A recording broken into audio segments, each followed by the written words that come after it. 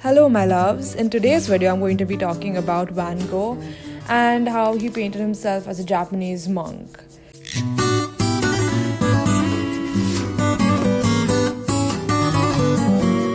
It was a rainy day, a stormy night, and I had to turn in my thesis topic in 2 days, but I hadn't decided what I wanted to talk about. That's when I thought of the most unique individual to write about.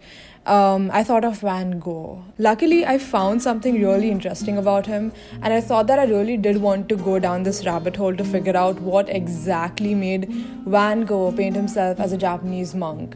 Because this is something I'd never heard about before, and I never heard anybody speak about it either. So I was like, well, if nobody's heard about this, maybe I should do a thesis on it. But I did have a lot of fun going down this rabbit hole. So this is my thesis. Don't copy it. I swear to God, if you copy what I just said, if you copy what I'm saying, I will sue you for plagiarism. Okay, so don't copy what I'm just going to say.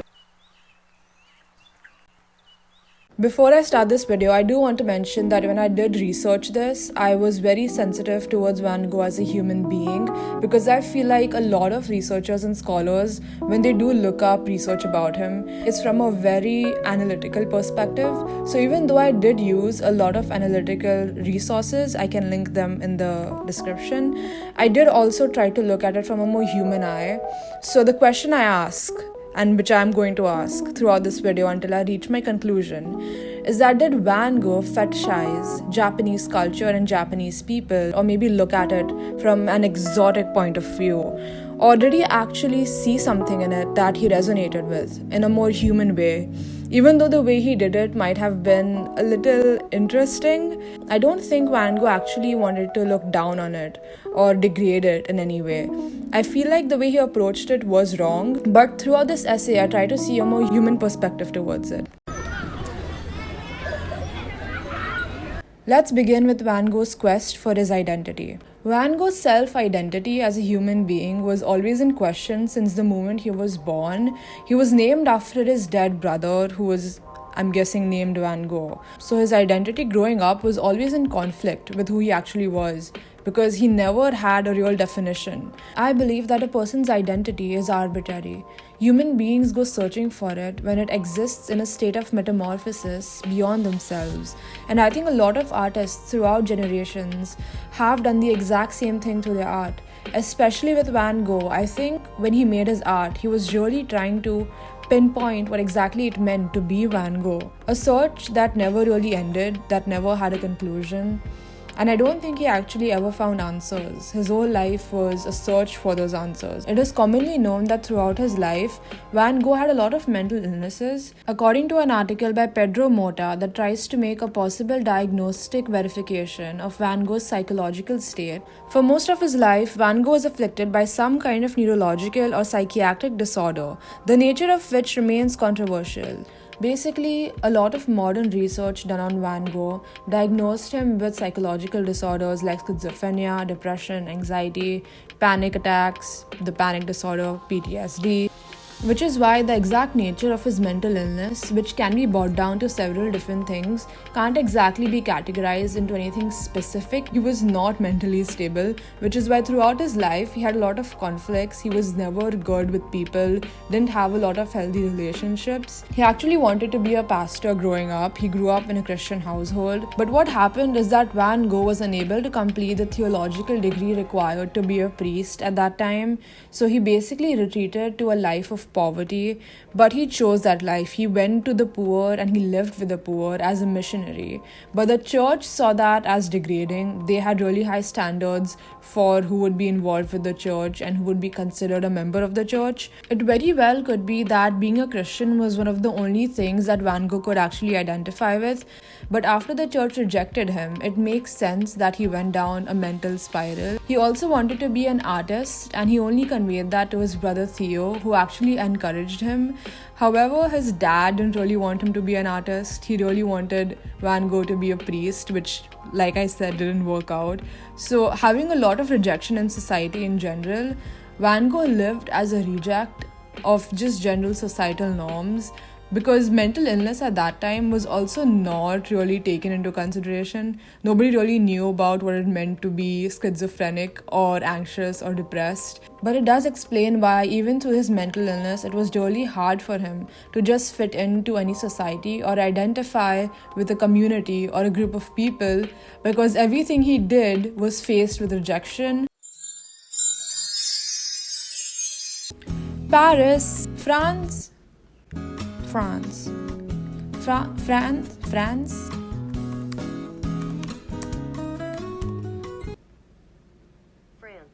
Now you're probably thinking, okay, Kanaisha, but where does the Japanese influence come from? 1800s in France, baby. That's where. Before, the shogunate of Japan was really closed off from the world. It didn't want to do a lot of trade. It didn't want to interact with the world because it wanted to protect its culture and didn't want outside influences to kind of interfere with that. The American Commodore Matthew Perry forced them to start trading again. Basically, Japanese trade was re-established with the world. A lot of different cultures started pouring into Europe, especially Japanese culture. So you had these pots or vases, right? A lot of Japanese crockery, and they generally came wrapped in these ukiyo-e woodblock prints. Because they were prints, you could make a lot of them. They were generally used as wrapping paper, a modern equivalent of wrapping something in newspapers. Because a lot of artists already were really curious about the outside world, these prints became super popular. All these impressionist artists like Van Gogh, Edgar Degas, Monet, all of them were influenced by Japanese woodblock prints. And I did not know this. We often think that the West had like the biggest influence in art and culture all around the world, and it was the center of the world. But that's a Eurocentric way of thinking. That is not a right way to approach art and culture. But that is something I had done myself. Because by discovering this, I realized how much we undermine the Eastern influences that have happened throughout time. So many things from the East have affected the West so much, we just don't take them into consideration. We almost always overlook them. Every single Impressionist artist was influenced by the Japanese style. Okay, not maybe every single one, but if you were an Impressionist artist, you had Japanese influence in your paintings. Things like rough brushstrokes, flat perspectives, a focus on everyday objects and everyday things, those are all ukiyo-e inspired concepts. Let me just put my point into perspective, because this is something I realized while doing this as well. When you think of Impressionist painters, okay, maybe the first thing that comes to your mind is a Monet. Maybe you think of a painting something like this, because I did as well. Do you ever think of any kind of Japanese influence on this? Because prior to researching this, I didn't know that Monet had Japanese influence. It's just so overlooked and not a lot of people talk about it. Not a lot of people knew about it. So when I was writing this thesis, I spoke to one of my advisors about this, and she is a brilliant history professor. She knows all the dates like by heart. She'll tell you every single date and what day certain things happen. She's like a prodigy when it comes to history stuff. I initially thought that a lot of people already knew for a fact that Monet was inspired by Japanese art. And even though it's well known in the art world, it's not well known in the general population, I guess. Because when I asked her about it, she's like, I didn't know that Monet had Japanese influence. And that's when I knew that we really had been overlooking Eastern influences. When you know a Monet, you know how a Monet painting looks. You maybe know about the technique Monet uses, but you don't know that it was actually inspired by Japanese techniques as well. Because now when I look at Impressionist paintings, I can think back to incredible Japanese artists like Hiroshige, and I can attribute Impressionism to them equally as much as I can attribute Impressionism to European artists.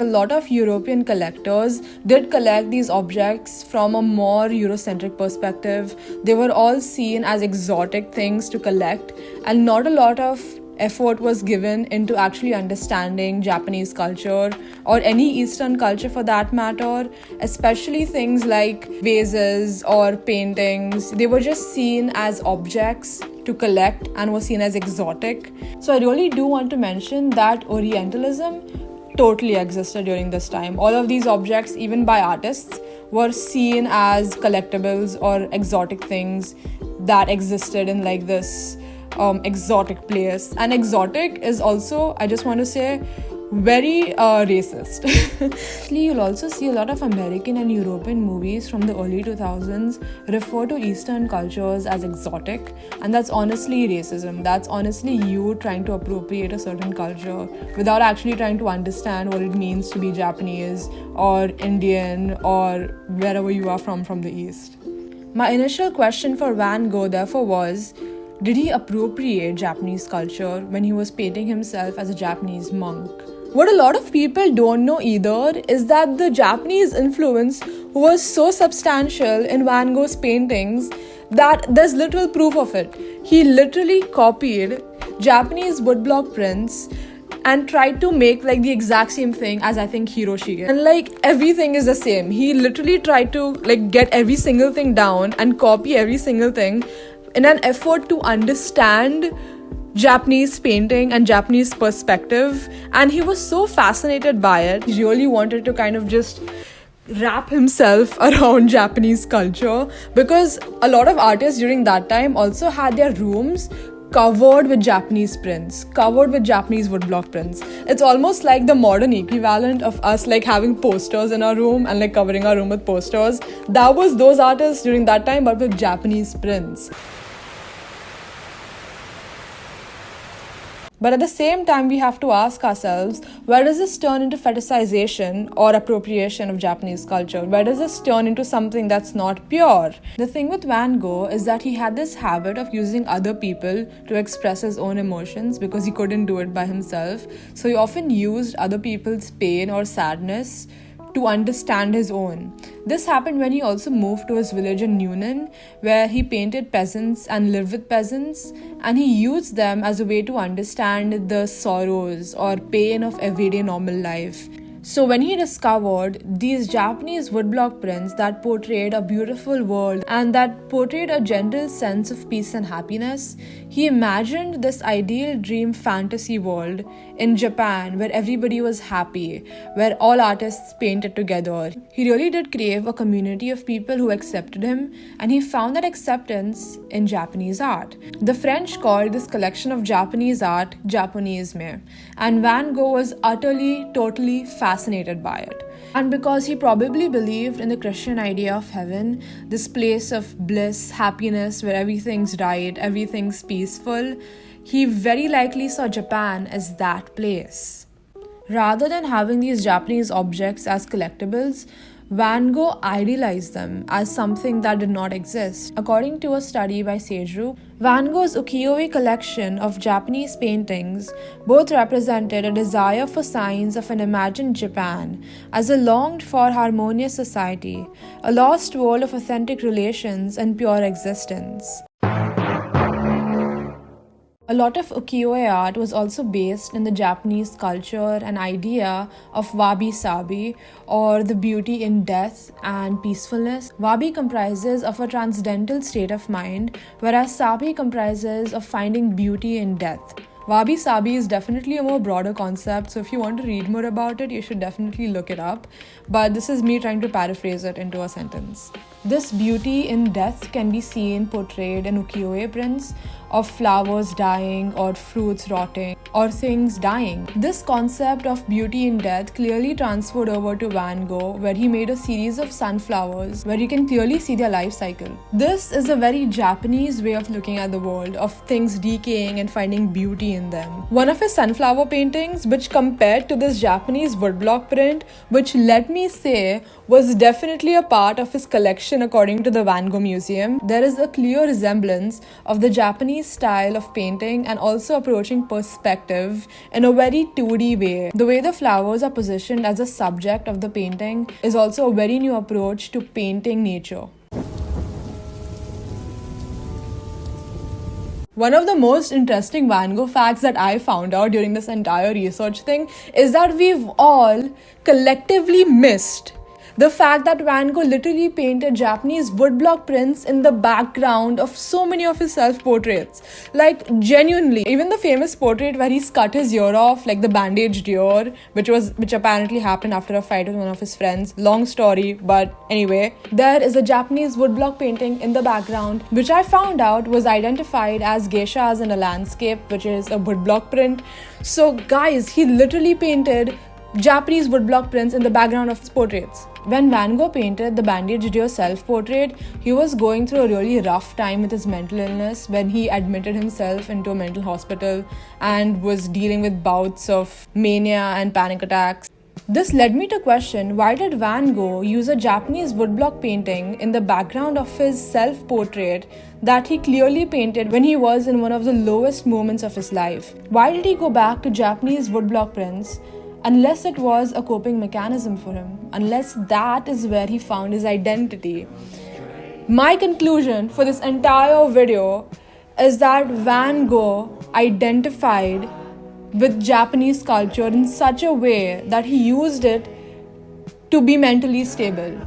Japanese influence in Van Gogh's art proves that he used Japanese culture as a foothold, and he saw in the Japanese himself. He saw in Japanese art, however wrongfully idealized or however wrongfully appropriated, he saw it as a last resort to finding his identity. And I think it reached its peak when he painted himself as a Japanese monk. It's a clear portrayal of mental illness. It's a clear portrayal of how he really didn't find himself until the very end. Therefore, the conclusion I derived was this: Van Gogh never intended to look down on Japanese art. Rather, he latched on to this ideal notion of the Japanese world. It was a desperate attempt to find sanity in a broken and solitary world. However, until the end of his life, Van Gogh's identity remained undefined.